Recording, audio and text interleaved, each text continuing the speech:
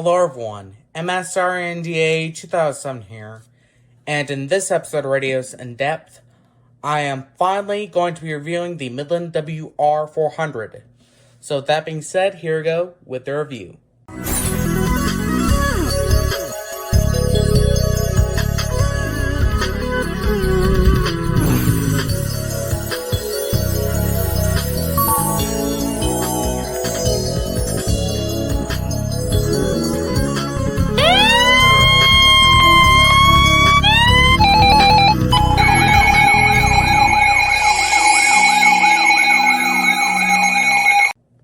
So like I usually do, before I get into any of the features and specifications, I am going to give a general overview of the radio. Now, first of all, as you can see, the button arrangement on here is completely different from the button arrangement on the WR-300. First of all, the weather button has been moved and also gained an additional function. So if you watch the Radios in Depth episode on the WR-300 version 5, or you own a WR-300, then you'll know that the volume control doubles as a on-off switch. But here on the WR-400, if you want to turn off no weather radio completely, what you do is press and hold the weather button for 2 seconds. And you'll know it's off when, 1, you don't see anything over here except for the battery indicator. And 2, when you try and turn on the weather broadcast, it'll say weather is off. So to turn it back on, press and hold for 2 seconds, and there you go. If you have the radio set to either voice or siren, the corresponding indicator will show over here. If you have set to display, there will be nothing displayed on this row. But down here, it says no, and it shows how good of a signal you're getting on the current channel you have selected. So, yeah. Now the AM/FM button has been moved and also gained an additional function. Now on the WR-300, there are 2 main buttons to control AM/FM radio. There's the radio button, which is used to turn on/off AM/FM radio. And then there's the AM/FM button that you use to switch between AM and FM radio.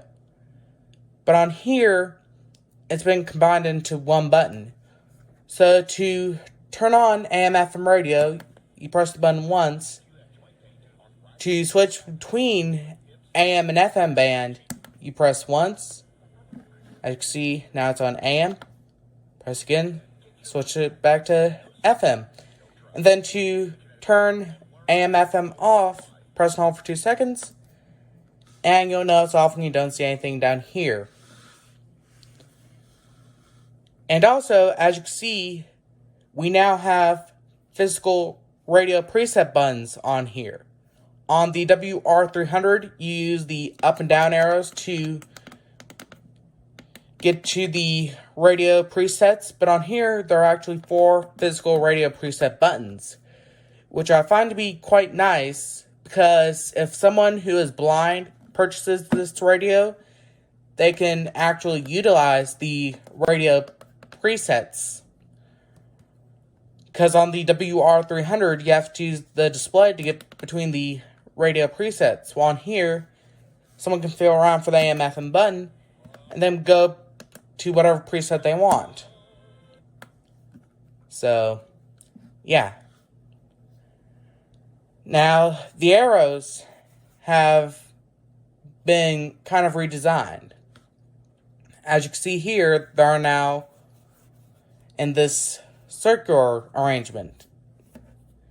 And not only that, but the select button has been moved in between all the arrows. And instead of being labeled as select, it's now labeled as enter.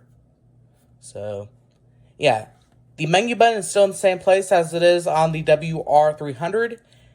But instead of the select button, there's a button with a little light bulb icon to switch the display between the dimmest brightness setting and the brightest brightness setting. So, yeah. And then the Midland branding has moved from down, or has moved down here from up here.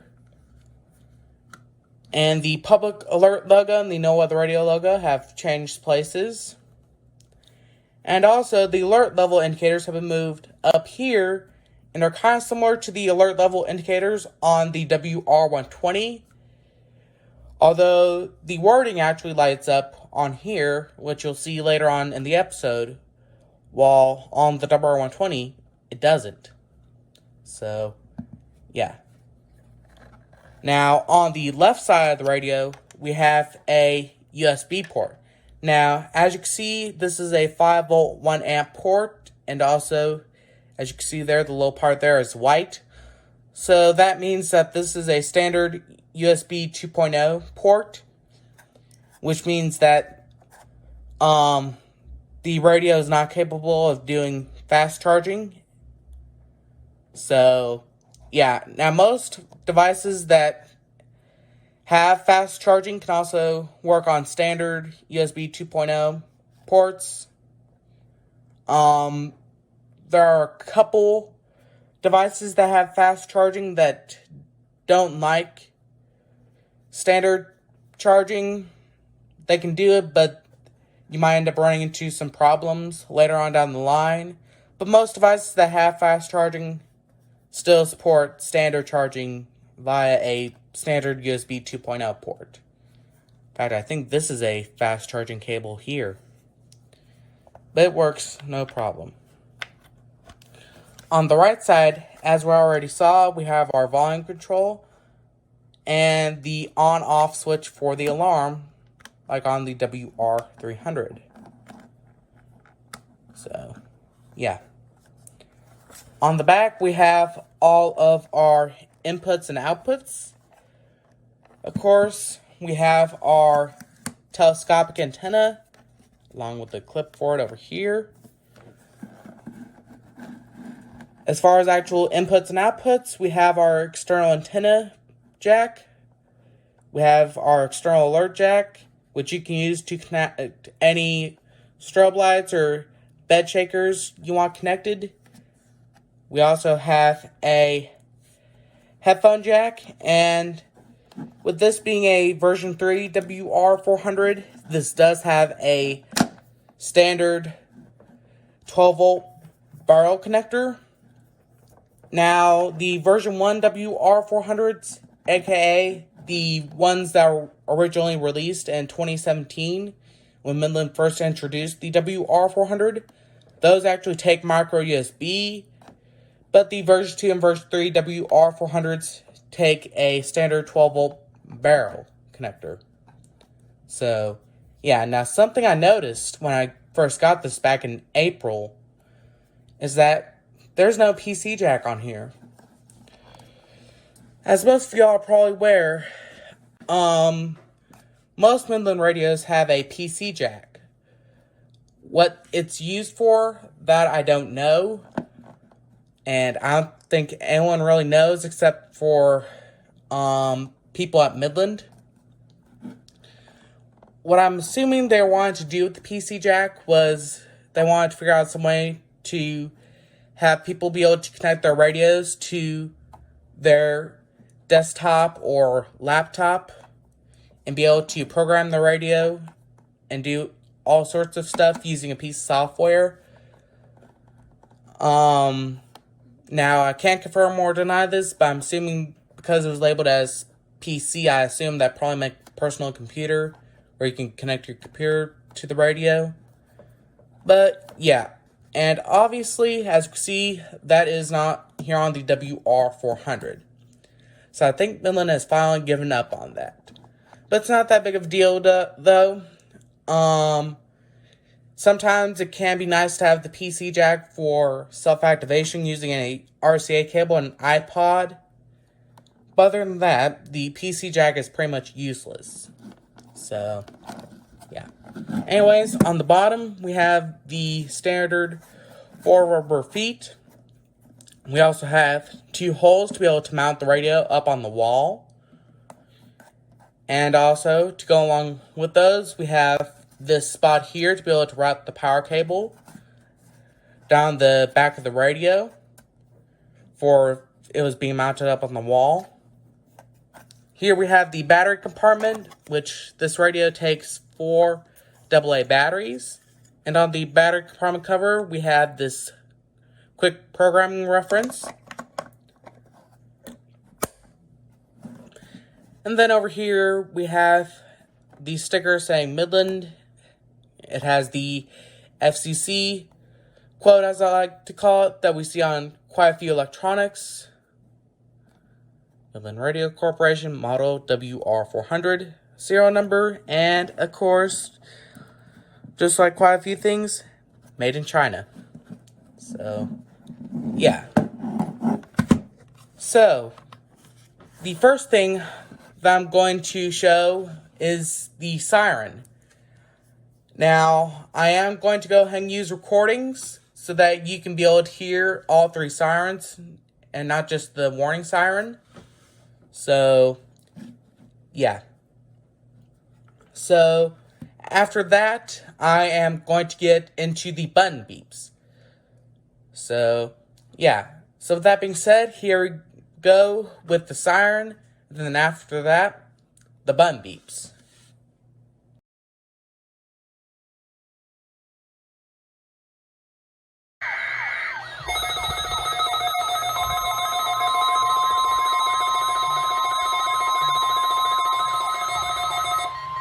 Off of KHY90.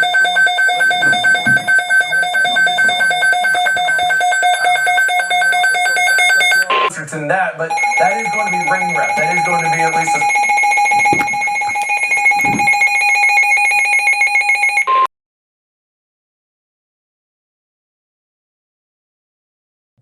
So the button beeps on the WR-400.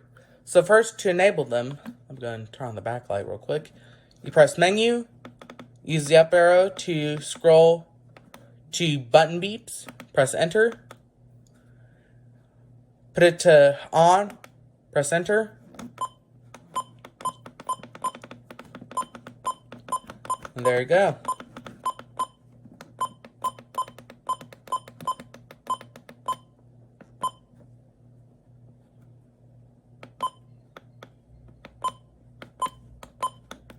There are no invalid button beeps on here. So, yeah. Go and switch them off real quick. And there we go.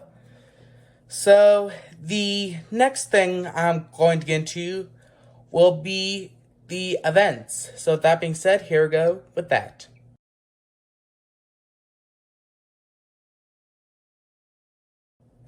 So, the events on the WR-400.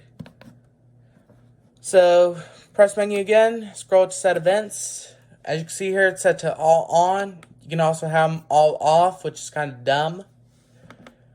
All default, meaning all the events that are enabled and disabled from the factory. And edit events. So, yeah, as you can see here, we have administrative message. Oh yeah, this does have extreme wind warning.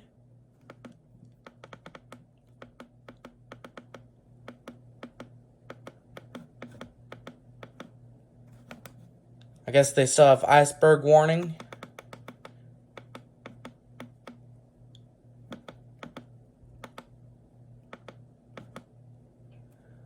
There's also storm surge watch, storm surge warning,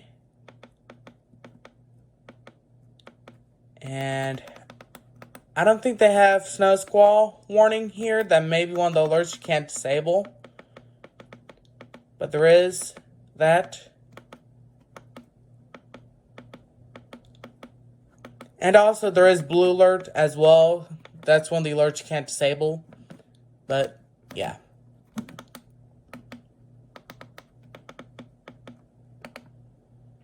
So, yeah. So, the next thing I'm going to get into will be the alert type. So, with that being said, here we go with that.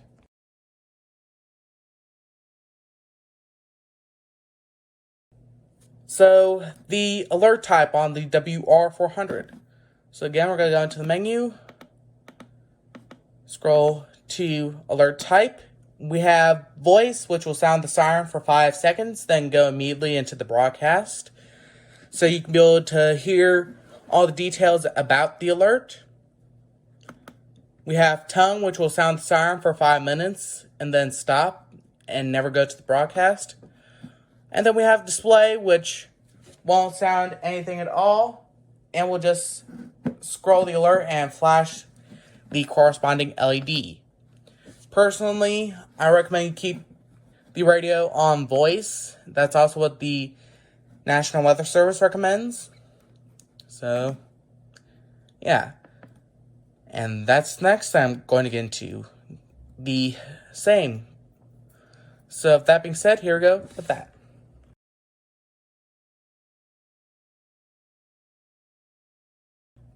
So, same on the WR-400. Go ahead and press enter. We have, of course, the standard options, any, multiple, single. Now in here, we have something different. As you can see here, it says Oklahoma, okay. Basically, if you don't know your same code, you can basically program in same by your county. So you have USA or Canada. I'm the USA. And you have all the states. Now I'm going to go ahead. Oh yeah, for the record, this does have American Samoa and stuff. It also has Guam.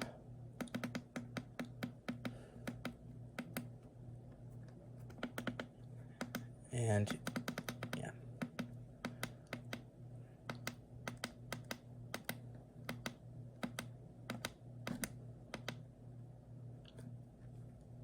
It does have that in there as well. So here we are, Oklahoma. As you can see here, it lists all the counties.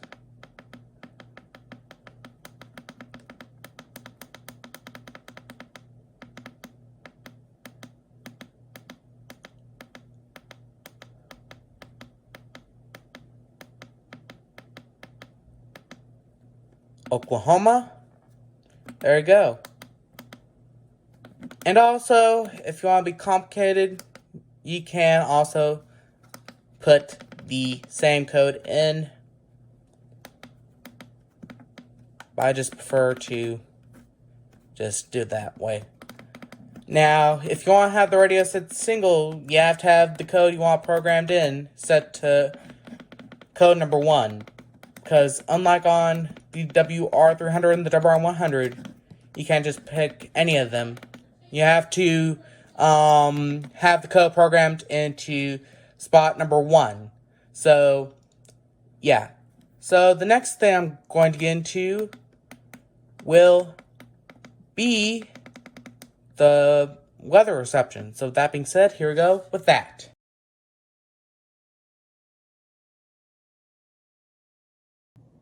So, the weather reception on the WR-400. Go ahead and take my phone out of the tripod. Now, unfortunately, I'm not going to be able to do outdoor reception, but the indoor reception is so good that I don't think I'm going to need to do outdoor reception. So, yeah, go ahead and go into the menu, set channel. Partly cloudy. Lows in the Let's see what I get from right here. Sunday, mostly sunny. Highs in the lower 60s. Sunday night, clear. Lows in the mid-30s.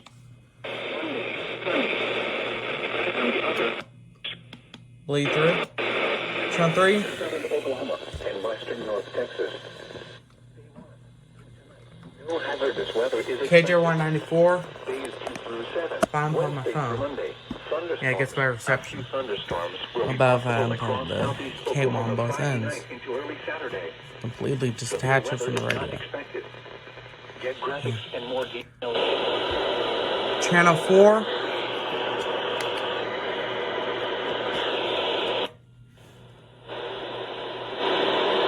Channel 5. Can't really get it.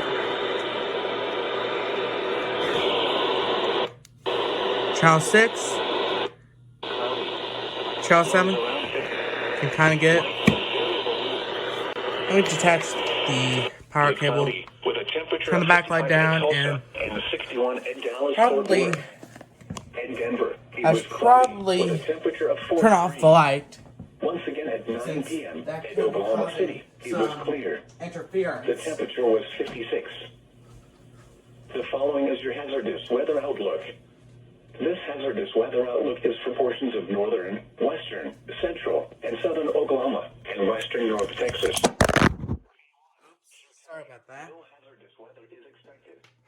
Days 2 through 7, Wednesday through Monday, thunderstorms. A few thunderstorms will be possible across southeast Oklahoma Friday night into early Saturday. On power cord issue. Weather is not expected. Get graphics and more details at weather.gov/Norman and follow our weather forecast office on Twitter and I know the power cable goes further than this. From the Norman forecast office, here is the forecast for Oklahoma City.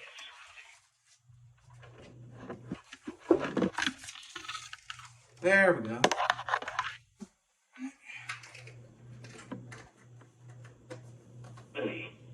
Nope. Every little distraction.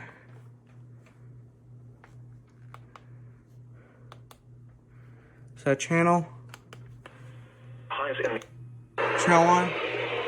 Channel 2. Friday, partly cloudy. Channel 3. Channel 4.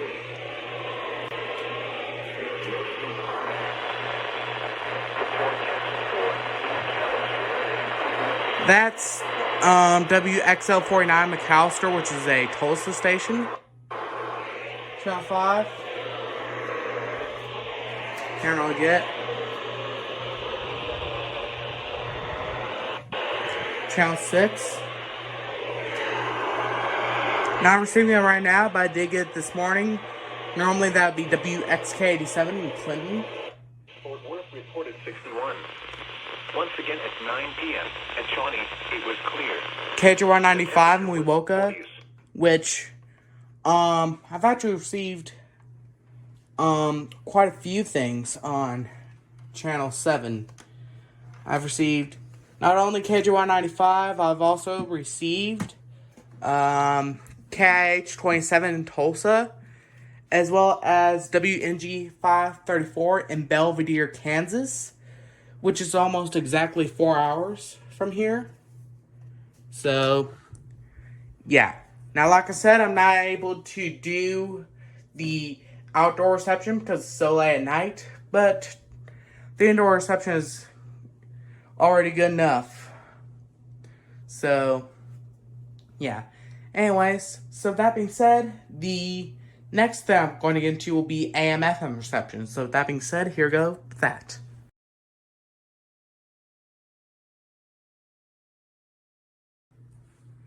So, the AM/FM reception.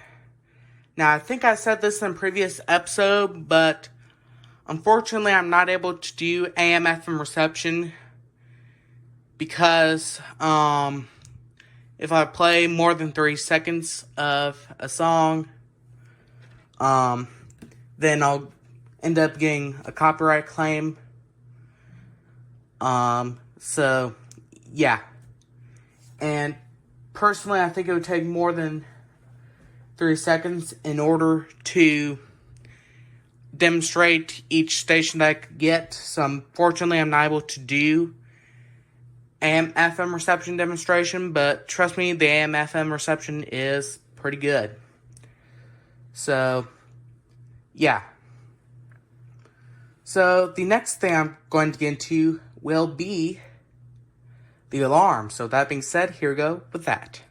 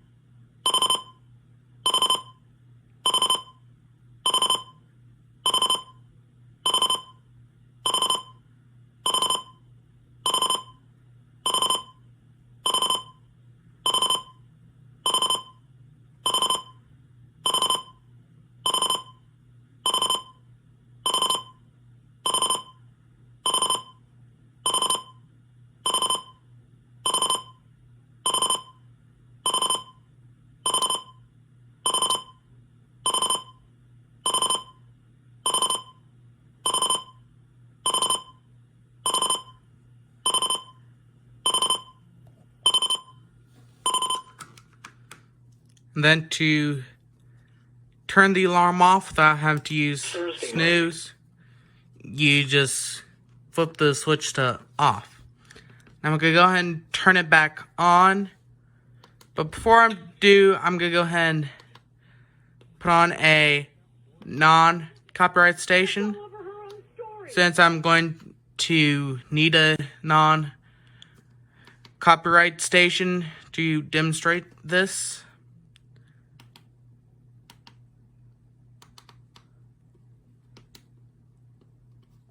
Oh yeah, real quick, you can have this in English, Spanish, and French. So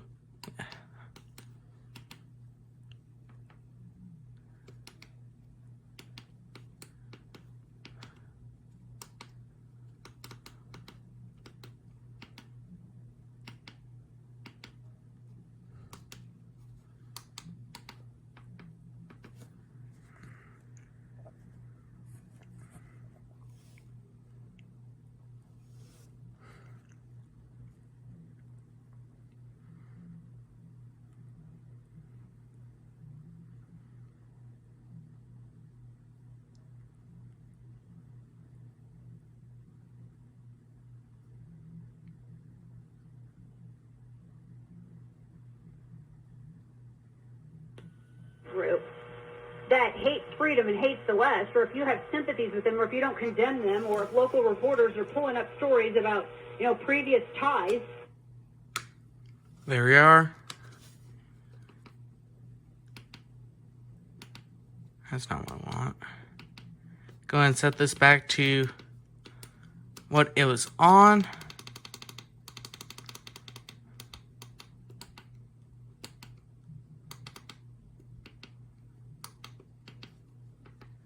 And yeah, so the next thing I'm going to get into will be the build quality. So that being said, here we go with that.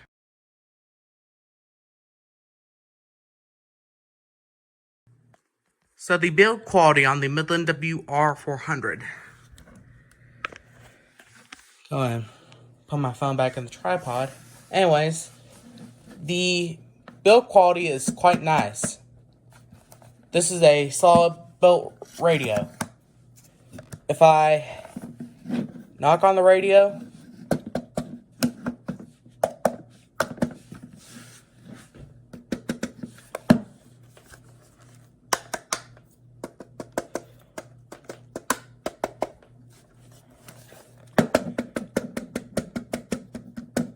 so yeah, if I knock on the radio, I don't hear any echo, which means that there's not really that much hollow space. If there's a bunch of hollow space, then I'd be hearing a bunch of echoing stuff. But there's not. So, yeah. So, the case is built well. The speaker is quite good.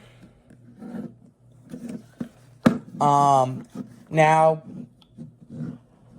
to be honest, I won't really know how good the speaker holds up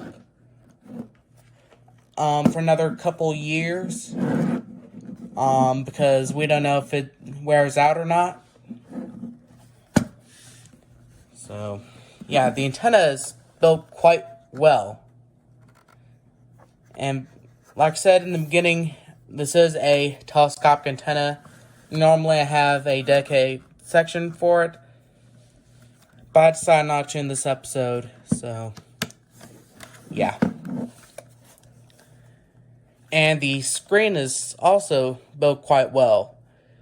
Not sure how long it's going to last, only time will tell. But so far, the screen is holding up quite well. So, yeah. And the power supply is also built very well.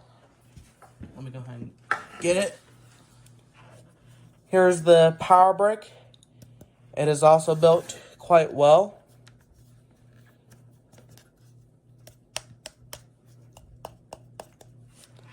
So, yeah.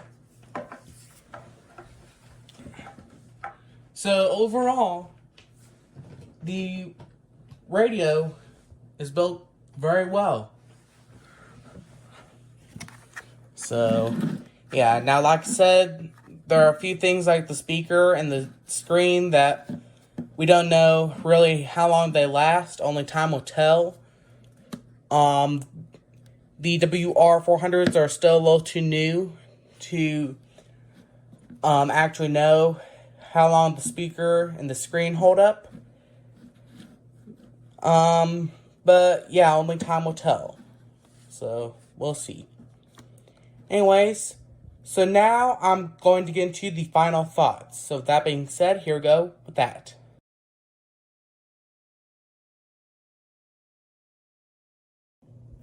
So, the final thoughts on the Midland WR-400. This is a very nice little radio. Do I recommend you get this as your first ever weather radio if you don't currently have one and are looking for a good weather radio? Yes, but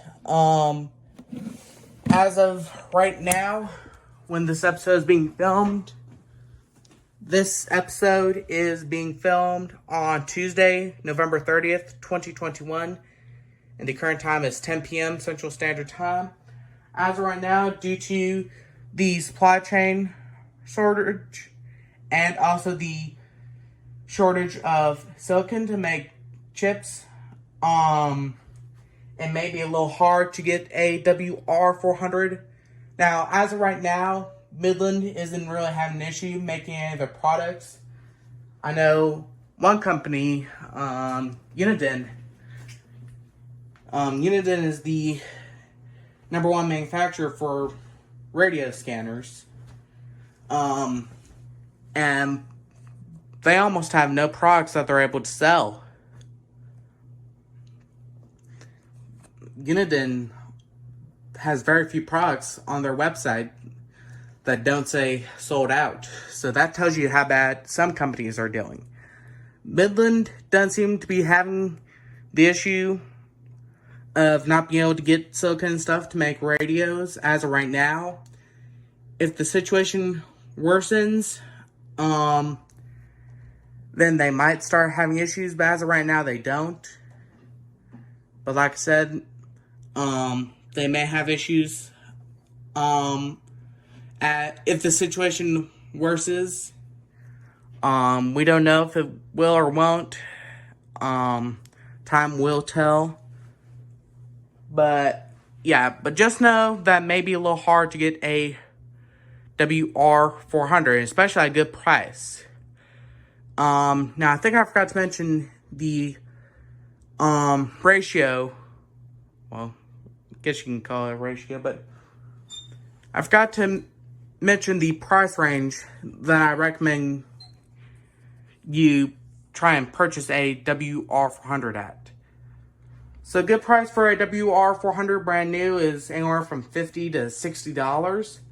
Good price for one used is anywhere from $30 to $50, depending on the condition, and also if it has the original documentation and box. So, yeah. Anyways, I think that's pretty much going to be it for this episode of Radios in Depth. As always, thank you for watching, and be sure to have yourself a nice day.